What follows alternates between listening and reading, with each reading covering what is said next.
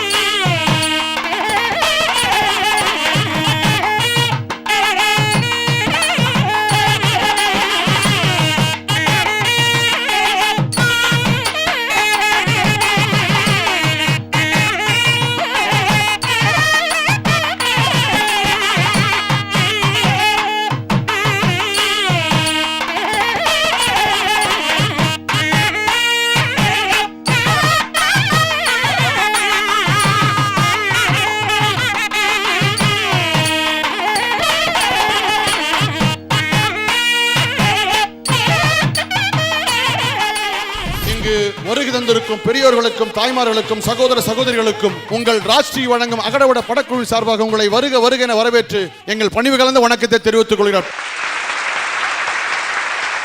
பெரியோர்களே, தாய்மார்களே, சகோதர சகோதரிகளே, இந்த பெரம்பலூர் மாநகருக்கு என்னுடைய ராஷ்டிரியின் அகடவிட படக்குழு கொடுத்திருக்கிற தலைப்பு உயர்திரு கொரோனா எதை கற்றுத் தந்தது? தேக வாழ்வியலை உணர வைத்ததா? தேவையானவர்களை தேட வைத்ததா? தேசத்தின் மாசுகளை சுத்தப்படுத்தியதா? சேவை செய்யும் அறத்தை சொல்லி தந்ததா? இதுதான் இந்த மாநகருக்கு எங்களுடைய ராஷ்டிரிய நகரோட படக்குழு கொடுத்த தலைப்பு. தங்கள் உயிரையும் கொடுத்து மக்களை காப்பாற்றும் காவல்துறையினர், மருத்துவர்கள், துப்புரவு தொழிலாளர்களுக்கு எனது வீர வணக்கங்கள். உயர்திரு கொரோனா நமக்கு தேவையானவைகளை தேடதான் கற்றுக் கொடுத்தது என்று நான் இங்கு பேச வந்திருக்கேன். இந்த உலகத்தையே அழிச்சிட்டு இருக்க இந்த கொரோனா நமக்கு எது தேவை, எவ்வளவு தேவை அப்படிங்கிறத இந்த 7 மாத காலத்தில் புரிய வச்சிருச்சுங்க. இந்த கொரோனாவுக்கு முன்னாலாம் நம்ம உணவை ரொம்ப வீணாக்கணும், உணவோட முக்கியத்துவமே தெரியாமல் இருந்தோம். அப்படி இருந்த பல பேருக்கு சவுக்கடி கொடுத்த மாதிரி உணவு நம்ம உயிர் வாழ்றதுக்கு தேவை அப்படிங்கிறத இந்த கொரோனா உணர்த்தி இருக்குங்க. இதுவும் இல்லாம பல ஏழை எளியோர்கள் ஒருவேளை உணவாது கிடைக்காதான்ட்டு ஒரு வாய் உணவுக்காக தேடி தேடி அலைஞ்சிட்டு இருக்காங்க. அதுக்கு முக்கியமான காரணம் இந்த கொரோனா தான். ஏன்னா உணவை வீணடிச்ச பல பேருக்கு இது ஒரு நல்ல பாடமா அமைஞ்சிருக்கு. அது மட்டும் இல்லை, இப்போ ஒரு நல்ல ஒரு வேலையில் இருந்த பலரும் ஒரு 100 ரூபாய் சம்பளத்துக்காவது ஒரு வேலை கிடைச்சிடாதான்னு தேடி அலைஞ்சிட்டு இருக்காங்க. ஏன் தெரியுமா? ஏன்னா ஒரு வறுமையான கட்டம் வந்தாலும் அதை சாதிச்சு வெல்லணுன்ற ஒரு தன்னம்பிக்கையை இந்த கொரோனா தான் நமக்கு கொடுத்துருக்கு.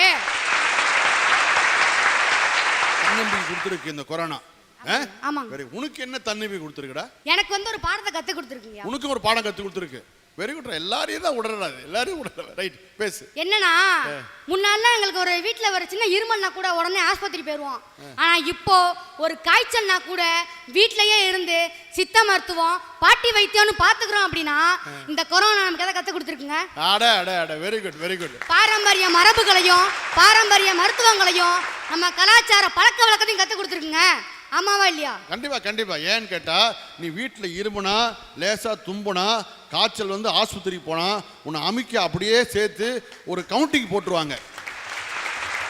உனக்கு கொரோனாவே இல்லைனா கூட கருத்துடாது, கருத்து இல்லை. இந்த மாதிரி வந்து கண்டிப்பாக அவங்களுக்கு ஒரு பேஷன்ஸ் தேவைப்படும்னா இந்த மாதிரி இருமுனா போதும், உன்னை தள்ளின்னு போயிடுவாங்க. வாசல்ல மிகப்பெரிய போர்டை போட்டு இந்த ஏரியா வந்து கொரோனா ஏரியான்னு காமிச்சிருவாங்க. கொரோனா வந்து பல பேருக்கு வாழ்விலும் மட்டும் இல்லை, பல பொருளாதாரத்தையும் உயர்த்திருக்கு சில பேருக்கு. சொல்லு. பல மாணவர்கள் முன்னாலாம் என்னடா ஸ்கூல் வைக்கிறாங்க, எப்போ லீவ் விடுவாங்கன்னு இருந்தாங்க. ஆனால் இப்போ இந்த கொரோனா காலகட்டத்தில் அந்த படிக்காத ஒரு சில மாணவர்கள் கூட எப்போ பள்ளிகள் திறக்கப்படும் படிக்கலான்னு சொல்லிட்டு மாணவர்கள் கல்வியை கற்றுக் கொடுத்துருக்குங்க. இப்போல்லாம் நம்ம பொழுதுபோக்குக்கு செல்போன் அதிகமாக பயன்படுத்துறது இல்லை. பாரம்பரிய விளையாட்டுகளையும் நல்ல புத்தகங்களையும் வாசிக்க ஆரம்பிச்சிட்டோம். இந்த மாதிரி பாரம்பரிய விளையாட்டுகளை நம்ம குடும்பத்தோட சேர்ந்து விளையாடுறப்ப குடும்பத்தோட நேரத்தை செலவழிக்கிறது எவ்வளவுக்கு எவ்வளவு தேவை அப்படிங்கறத உணர்த்தி இருக்குங்க. இது மாதிரிதான் எங்க வீட்டு பக்கத்துல ஒரு பையன் இருக்கான். அந்த பையன் அன்னைக்கு வந்து என்கிட்ட சொன்னான், அண்ணே என்ன எங்க அம்மாவும் அப்பாவும் எப்பயுமே வேலை வேலைன்னு போயிடுறாங்கண்ணே, ஆனா என் கூட உட்காந்து பேசக்கூட மாட்டுறாங்கண்ணே அப்படின்னு சொன்ன அந்த பையன் உண்மையாங்க இந்த கொரோனா காலகட்டத்தில் வந்தாங்க எங்கள் வீட்டுக்கு. அவன் சொல்கிறான், அண்ணே இந்த கொரோனாவுக்கு ரொம்ப நன்றி சொல்கிறேன்னு சொல்லிக்கோங்கண்ணே. ஏன்னு கேட்டிங்கன்னா இந்த கொரோனாவால் தான் எங்கள் அம்மாவும் எங்கள் அப்பாவும் வீட்டில் இருக்காங்க, என் கூட விளையாடுறாங்கண்ணே, எனக்கு ரொம்ப ஜாலியாக இருக்குண்ணேன்னு சொல்கிறான். அப்படின்னா இந்த கொரோனா அவன் வாழ்க்கைக்கு தேவையானதை கற்றுக் கொடுத்துருந்தானுங்க அர்த்தம். Very good very good very good very good. பல பேருக்கு சுத்தம்னா என்ன, சுகாதாரம்னா என்னன்னு தெரியாம இருந்துச்சு. அப்படி இருக்க பல பேருக்கு சுத்தம்ங்கிறது நம்ம வாழ்க்கைக்கு முக்கியம், நம்ம உடல்நலம் நல்லா இருக்கிறதுக்கு முக்கியன்றதை உணர்த்தின இந்த கொரோனா தானே. இப்படி பல பேரோட வாழ்க்கைக்கு ஒரு நல்ல வழிகாட்டின இந்த கொரோனா மன்னிச்சுக்கோம் உயர்திரு கொரோனா அவர்களுக்கு நன்றி. 1000 ரூபாய் கொடுத்தால் தங்கத்தட்டு, 500 ரூபாய் கொடுத்தால் வெள்ளித்தட்டு, கோடி ரூபாய் கொடுத்தாலும் கிடைக்காதது உங்கள் கைத்தட்டு. அதை வேண்டி விடைபெறுகிறேன். நன்றி, வணக்கம். Very good very good very good very good very good very good.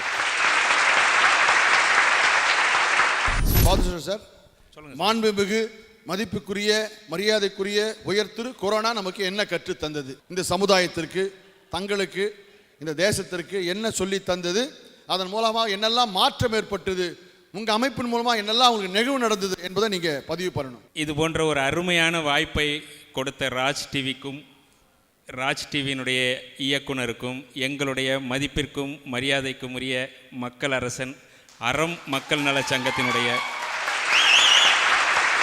தலைவர் அவர்களுக்கும் அன்பு கூர்ந்த நன்றியை தெரிவித்துக் கொள்கின்றேன். இவங்கெல்லாம் பேசுகிறப்போ பார்த்தீங்கன்னா ஒரு சந்தோஷமாக இருந்துச்சு. கொரோனா வந்தது அப்படிங்கிறது வந்து என்னுடைய அறிவுக்கு எட்டிய வரை இந்த பூமி பந்து இதுவரையிலும் இப்படி ஒரு நிகழ்வை இந்த பிரபஞ்சம் சந்திச்சிருக்குமா அப்படிங்கிறது எனக்கு தெரியல.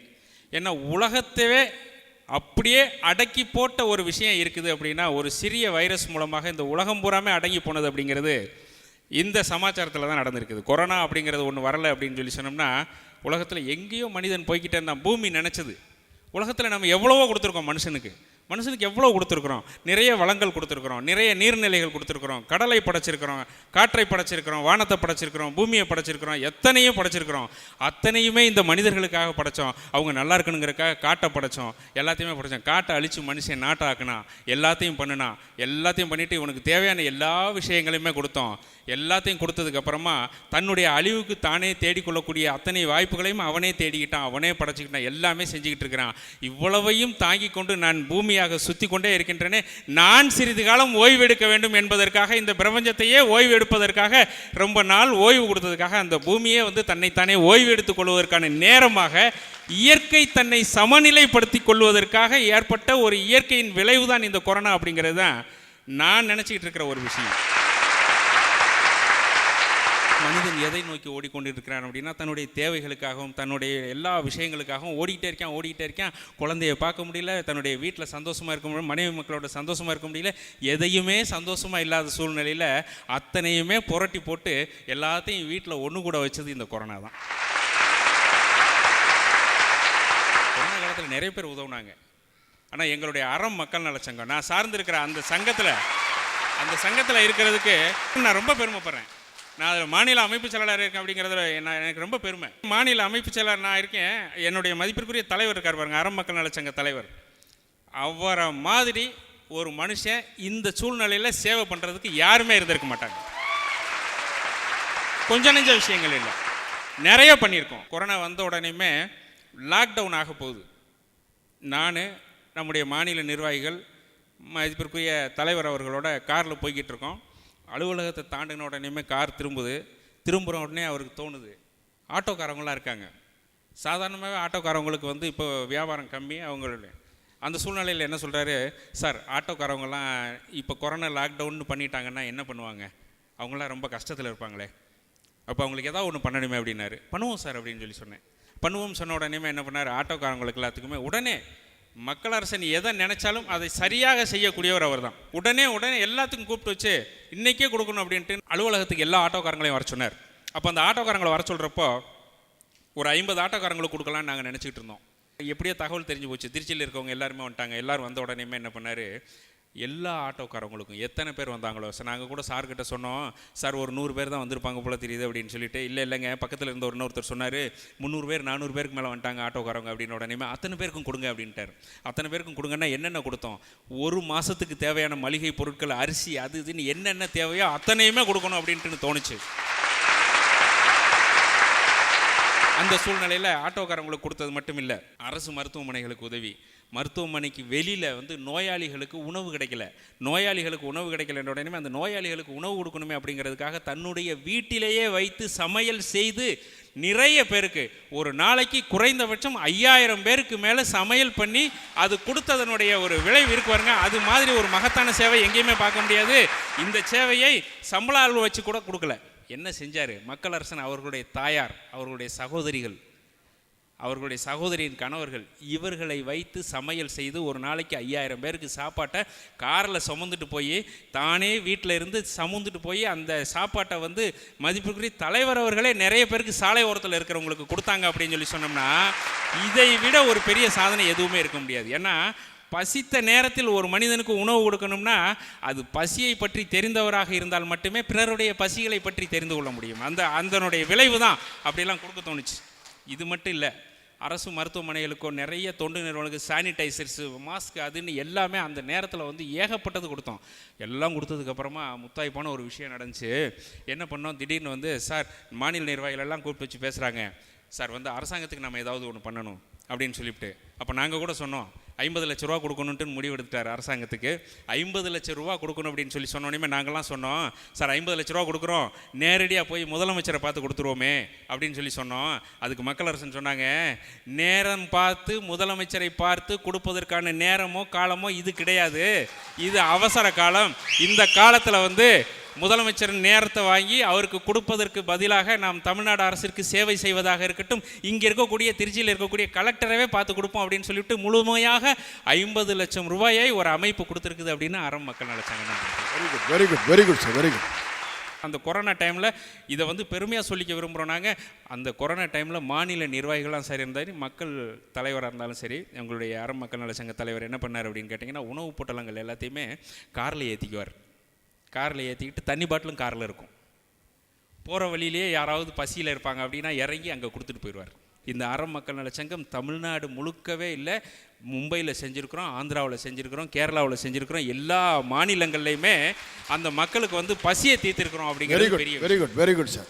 பாரதியார் சொன்னது மாதிரி எதுக்குமே வீழாத நாங்கள் அறம் மக்கள் நல சங்கத்தின் சார்பாக யாரையுமே வீழ வைக்க மாட்டோம் அப்படிங்கிறதுக்காக தான் பாரதி சொன்னான், தேடிச்சோறு நீதன் தின்று பல சின்னஞ்சிறு கதைகள் பேசி மனம் வாடி துன்பமிக உழன்று பிறர் வாட பல செயல்கள் செய்து நரை கூடி கிளப்பருவம் எய்து கொடுங்குற்றுக்கிறை என பின்மாயும் பல வேடிக்கை மனிதரை போல் நீ வீழ்வேன் என்று நினைத்தாயோ அப்படின்னு சொல்லிட்டு யாரையுமே வீழ வைக்க மாட்டேன், எல்லோரையும் வாழ வைக்கக்கூடிய சக்தி இந்த பிரபஞ்சத்திற்கு உண்டு, இந்த மக்களுக்கு உண்டு.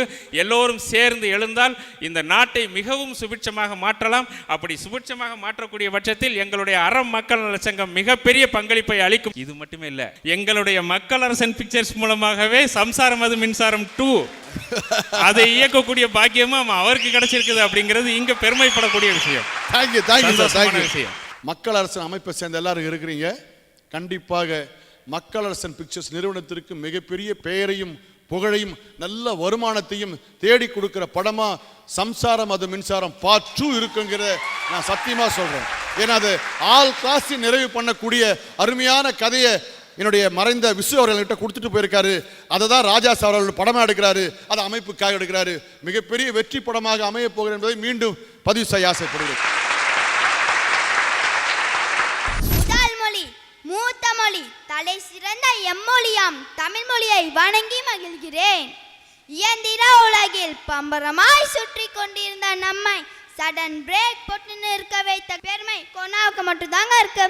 கொரோனா பல நல்ல விஷயத்தை கொடுத்து தந்தாலும் பல கெட்ட விஷயத்தை கொடுத்துருங்க. மிஸ்டர் கொரோனா நமக்கு உங்களுக்கு அவன் உயர்த்திரு கொரோனா, மிஸ்டர் கொரோனா உங்களுக்கு right, very good. Mister corona நமக்கு இல்ல எனக்கு கத்திருந்த பாடம் தேக வலிவுகளை உணர வைத்தது தாங்க. அதை பத்தி தாங்க நான் இப்ப பேச வந்திருக்கேன். தேகம்னா உடம்புங்க, வாழ்வியல்னா நம்ம வாழ்க்கைய இயல்பா வர்றதாங்க தேக வலுவலே. நம்ம முன்னோர்கள் என்ன சொல்லி தந்தாங்களோ அதே பாடத்தை தாங்க கொரோனாவில் நம்மளுக்கு சொல்லி தருது. ஆனா என்ன, பல உயிர்களை காவு வாங்கி சொல்லி கொடுக்குதுங்க. அவ்வளோதாங்க. தேக வலுவலுக்கு அடிப்படையானது மூணு தாங்க. ஒன்று உடற்பயிற்சி, இன்னொன்று உணவு முறை, இன்னொன்று பழக்க வழக்கங்க. முதல்ல உடற்பயிற்சி பற்றி பார்ப்பாங்க. உடல் வளர்ப்போம் உயிர் வளர்ப்போம்னு திருமூலர் சொன்னாங்க. அதே போல தாங்க சுவர் இருந்தால் தாங்க சித்திரம் வரைய முடியும். ஆனால் இன்னைக்கு பில்டிங்கும் பேஸ்மெண்ட்டும் ரெண்டுமே வீக்காக தாங்க இருக்கு. அன்னைக்கெலாம் ஒரு இடத்துல இருந்து இன்னொன்று இடத்துக்கு போக தாங்க சைக்கிளை மிதிப்போம். ஆனால் இன்னைக்கு நம்ம உடல்ல இருக்க கொழுப்பை குறைக்க சைக்கிளை மிதிக்கிறோங்க. யார் ஒருவன் சூரியன் உதிக்கிறதையோ சூரியன் மறைகிறதையோ பார்க்குறானோ அவன் தான் வாழ்க்கையில வெற்றி பெறுவேன்னு சொல்றாங்க. ஏன் அப்படி சொல்றாங்க? ஏன்னா அதிகாலையில 4 மணிலேருந்து 6 மணி வரையும் பிரம்ம முகூர்த்தம்னு சொல்றாங்க. ஏன்னா அந்த டைம்ல கிடைக்கிற ஆக்சிஜன் தான் லட்சம் கோடி கொடுத்தாலும் கிடைக்காதுங்க. அதனால தாங்க அப்பெல்லாம் கல்யாணத்தை பிரம்ம முகூர்த்தத்துல பண்ணாங்க. ஆனா இன்னைக்கு போலீஸ்க்கு பயந்துகிட்டே பிரம்ம முகூர்த்தத்தை பண்றாங்க. நான் சமீப காலமா கேள்விப்பட்டது, நிறைய பேர் ஹார்ட் அட்டாக்ல தாங்க இருக்கிறாங்க. ஏன் ஹார்ட் அட்டாக்ல இருக்காங்கன்னு சொல்லுங்க பாப்பா. ஏன்னா அவங்க உடம்பையும் மனசையும் சரியாக கவனிச்சுக்காதனால தாங்க இருக்கிறாங்க. அவங்க உடம்பையும் மனசையும் சரியாக கவனிச்சுக்கிட்டா அவங்க எதிரியை கூட காலால் எட்டி உதச்சலாங்க. அடுத்த உணவு முறையை பற்றி பார்ப்போங்க.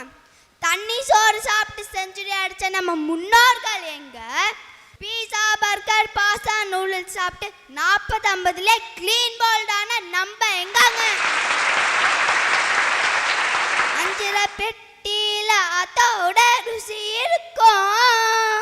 அம்மியில அரைச்சு ஆக்கி வச்ச நாட்டுக்கோழி பட்ட கிளப்போம். அந்த பாடலை ரசிச்ச நமக்கு அதுக்கு பின்னாடி இருக்க அறிவியலை யோசிக்க தெரியலையே. ஏன் அப்படி சொல்றோம்? ஏன்னா பூமி சுத்தும் திசையில இருந்து எதிர் திசையில இருக்கும் போது அந்த பொருளோட சக்தியை உள்வாங்கிக்குங்க. அதனால தாங்க அந்த பொருளோட சக்தியும் டேஸ்ட்டும் குறைவா இருக்கு. இப்போ ஆட்டுக்கல் எடுத்துக்கோங்களேன். ஆட்டுக்கல் கீழே கல்லாக தாங்க இருக்கும், நம்ம மேலே தாங்க பிடிச்சி சுற்றுறோம். அதனால தான் அந்த பொருளோட சக்தியும் டேஸ்ட்டும் அப்படியே இருக்கு. இப்போ ஒரு கல்ல 2 மாங்காய் அடிச்ச மாதிரி இருக்குல்லங்க. ஒன்று உடற்பயிற்சி பண்ண மாதிரி இருக்கும், இன்னொன்று நல்ல உணவும் கிடைச்ச மாதிரி இருக்குங்க. Very good. அதை இப்போ பயன்படுத்தினா உணவும் நல்லா இருக்கும், உடம்பும் ஆரோக்கியமாக இருக்கும் சொல்ல வர. Very good. அடுத்து பழக்க வழக்கங்களை பற்றி பார்ப்போங்க. கூழானாலும் குளித்து குடி, கந்தை ஆனாலும் கசக்கி கட்டுன்னு சொன்னாங்க. ஆனால் நம்ம பெட் காஃபி குடிக்கிறதையும் ஒரு வாரம் பூரா ஒரே ஜீன்ஸ் பேண்ட்டை போட்டு சுற்றுறத பெருமையாக நினச்சோம். அதுக்கு விளைவு நம்ம வீட்டுக்கு நுழைறதுக்கே செக் போஸ்ட் வச்சுச்சுங்க கொரோனா. நம்ம எந்த விளம்பரத்தை பார்த்தாலும் இந்த ப்ராடக்ட்டை வாங்க கொரோனா வைரஸ் அழிஞ்சிடும், அந்த ப்ராடக்ட்டை வாங்க கொரோனா வைரஸ் அழிஞ்சிடும் சொல்கிறாங்க. ஆனால் எத்தனை சானிடைசர் இருந்தாலும் நம்ம வேப்பிலைக்கும் மஞ்சளுக்கும் அடிச்சுக்க ஆளே இல்லைங்க. ஸோ எத்தனை விதமான ப்ராடக்ட்ல வந்தாலும் அந்த ப்ராடக்ட்லாம் வேப்பிலைக்கு முன்னாடி மஞ்சளுக்கு முன்னாடி ஒன்றும் இல்லைன்ற. Very good Raganna, very good. சொல்லு. இதை தெரிஞ்சுக்கிட்ட வெளிநாட்டுக்காரவங்க வேப்பிலைக்கு காப்புரிமை வாங்கியிருக்காங்க. அப்புறம் காலையில் இஞ்சி, கடுமங்கள் சுக்கு, மாலையில் கடுக்காய், மண்டலம் தின்றால் கோலை ஊன்றி குறுக்கி நடப்பவன் கோலை வீசி குளிக்க நடப்பானேன்னு நம்ம தமிழ் நூல்ல சொல்லுதுங்க. அதை தாங்க நம்ம இப்ப கசாயமா வச்சு குடிச்சுக்கிட்டு இருக்கோம். Very good, very good, very good. So இதெல்லாம் இந்த மறந்த அத்தனையுமே ஞாபகப்படுத்தியது இந்த உயர் திரு கொரோனா. Very good. கொரோனா வந்ததுக்கு அப்புறம் தாங்க மாஸ்க்னே ஒன்று போடுறோம். ஆனா நம்ம முன்னோர்கள் சாமிக்கு படையல் படைக்கும் போதே மாஸ்க் போட்டு தாங்க படிச்சாங்க. அதை நம்ம காலை தூக்கி கெத்தா சொல்லிக்கலாங்க. படையல் போடுறது முன்னாடி எப்படி போட்டாங்க மாஸ்க்கு? நம்ம சுவாசிக்கிற மூச்சும் அந்த சாப்பாடு படையல் மேல பற்றக்கூடாதுன்னு அதனால தாங்க மாஸ்க் போட்டு படைச்சாங்க. அந்த காலத்தில் படைச்சிருக்கிறாங்க. சரி, இப்போ எல்லாமே மாஸ்க் போட ஆரம்பிச்சிட்டோம். இந்த கொரோனா வந்து மாஸ்க் போட கத்து கொடுத்துருக்கு, மறந்துதான் ஞாபகப்படுத்தி இருக்கு. Very good. இதெல்லாம் அப்பா சொன்னாங்க. ஆனா நம்ம கேட்டோமா? கேட்கல. பட்டாதாங்க நம்ம புத்திக்கு வருது. நிழலோட அருமை நம்ம வேலுக்கு போனாதாங்க தெரியுது. அதனால தாங்க மிஸ்டர் கொரோனா தேகங்களை தேட வச்சதுன்னு நான் சொல்றேங்க. இந்த வாய்ப்பை அளித்த நல்ல உள்ளங்களுக்கு நன்றி கூறி விடைபெறுகிறேன். நன்றி, வணக்கம். Very good, very good, very good, very good. Bank locker சாவிலாம் இல்லை. இந்த ஏழை குடும்பத்தை சேர்ந்த இந்த குடும்பத்தாருக்கு வாழ்வாதாரத்தை பெருக்கக்கூடிய சாவி அதை யார் வழங்கியிருக்குன்னா சுப்ரீம் அரிமா சங்கம் வழங்கியிருக்கிறாங்களா. இந்த மாதிரி 5 வண்டி கொடுத்துருக்காங்க. ஒரு வண்டியுடைய விலை வந்து 25,000 ரூபாய்க்கு மேலே செலவாகுது. 5 வண்டி கொடுத்துருக்காங்க. கிட்டத்தட்ட 1.25 லட்சம் 1.5 லட்சம் செலவாயிருக்கு. எந்த விதமான பணத்தையும் பொருட்படுத்தாமல் வாழ்வாதாரத்தை இழந்த குடும்பங்களுக்கு வாழ்வாதாரம் பெற வேண்டும் என்ற நல்ல நோக்கத்தோடு இந்த நல்ல காரியங்களை இந்த அரிமா சங்கம் செய்திருக்கிறது.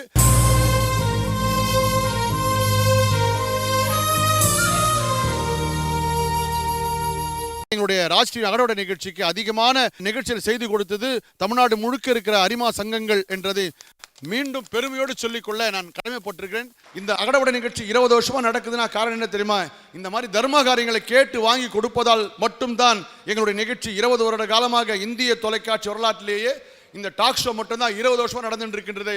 மீண்டும் பெருமையோடு இந்த மண்ணில் பதிவு செய்கிறேன். கொரோனாவே நீ எங்களுக்கு கெடுதல் செய்தாலும் இந்த மாசில்லா உலகத்தை அனுபவிக்க எங்களுக்கு ஒரு வாய்ப்பு கொடுத்த உனக்கு நன்றி. நிலை கட்டும் இந்த சுத்தம் உலகம் எங்கும். ஐயா, ஊரடங்குனா என்னன்னு நாங்கள் திரைப்படத்தில் மட்டும்தான் ஐயா பார்த்துருக்கோம். ஆனால் இப்போ கொரோனா வைரஸ் பரவுவதால் நமது அரசு 144 தடை உத்தரவை போட்டது. இதனால் மக்கள் எல்லாரும் தன் வீட்டிலே முடங்கி கிடந்தோம்.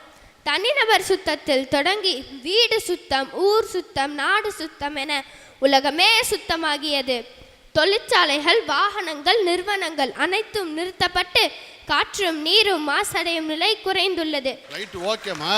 ஊரடங்கு வந்ததுனால வந்து தொழிற்சாலை மூடப்பட்டது, தொழில் முடக்கப்பட்டது, வீட்டில் எல்லாரும் முடங்கி போயிட்டாங்க, எந்த வேலைக்கும் போல, யாரும் செய்யலை, எல்லாமே அடங்கி போச்சு, மூடியாச்சு, வேலை வெட்டி இல்லாமல் வீட்டிலே இருந்தாங்க. சோத்துக்கு என்ன பண்ணுறது? தமிழக அரசுக்கு பொருளாதார தட்டுப்பாடு ஏற்பட்டு எவ்வளோ வேதனைப்பட்டாங்க தெரியுமா தமிழக அரசு? அது மட்டும் இல்லை, ஒரு வீட்டில் இருக்கிற பெத்த தாய் தகப்பனை கேட்டால் தெரியும். வேலைக்கு போகிறோன்னா வருமானம் வேணும்னா குடும்பத்தை எப்படி நடத்துறது அம்மா அப்பாவுக்கு தான் தெரியும். உங்களை மாதிரி பிள்ளைங்களுக்கு தெரியாது. அந்த ஊரடங்கால உயர்த்திரு கொரோனாவுக்கு நீ நன்றி சொல்லலாம். ஆனால் பெத்த தாய் தகப்பனுக்கு வேலை இல்லையே, இந்த பிள்ளைகளுக்கு 3 வேளை சாப்பாடு போடணுமே, நாம் பட்டினி அதோட பரவாயில்ல, அவங்களுக்கு சாப்பாடு போடணுமேன்றதுக்காக அவங்க அடிக்கடி அந்த அரிசி பக்கமோ பருப்பு பக்கமோ மிளகா தனியா பக்கமோ பார்க்கறதுக்கு குறைஞ்சி போயிட்டா என்ன பண்ணுறது கவலை இருந்திருக்குமா? அந்த கவலைக்கு என்ன பதில் சொல்ல போறீங்க? ஐயா, நல்ல காற்றுனா உங்களுக்கு என்னன்னு தெரியுமா?